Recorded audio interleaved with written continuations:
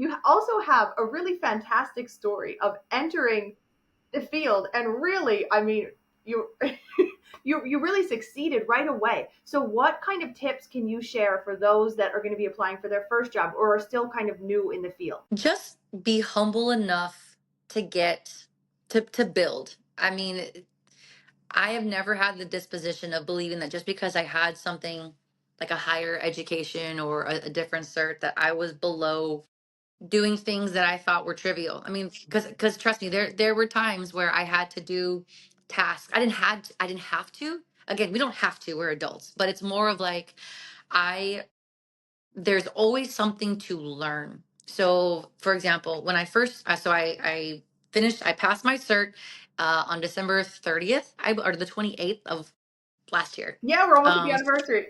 Last year. And so, oh, that's crazy. And so in January, in January, I did nothing but booth. I did nutrition booths. I would sample booths. I would just stand at booths and like talk to people. I'm pretty comfortable with with talking because I'm also a fitness instructor. So like giving me a microphone is the worst thing you could do. Like I don't care. But here's the deal, being a trainer, you're in sales. There are just some things that are monumental in just building a business, and that's your presence. So the best thing you could do is to put yourself out there.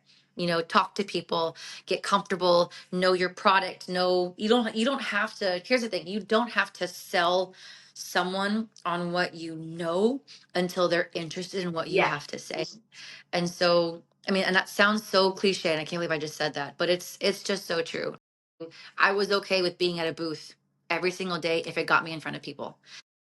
And to be honest, all of my clients, I mean, like I grew pretty fast. So in February, I broke I broke a pretty big record and ended up having like 11,000, 15,000, something like that Yes, in second sales. month on the job. Yeah, it's wild. Yeah.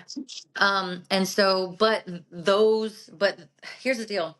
How successful I was in February was built in January. Yeah. And so Mm. all of that talking and meeting people and just asking questions and just putting my face out there, talking with the people that were sending me leads, talking Yeah. with them, so if you work in a facility where you're dependent upon other teammates like a front desk or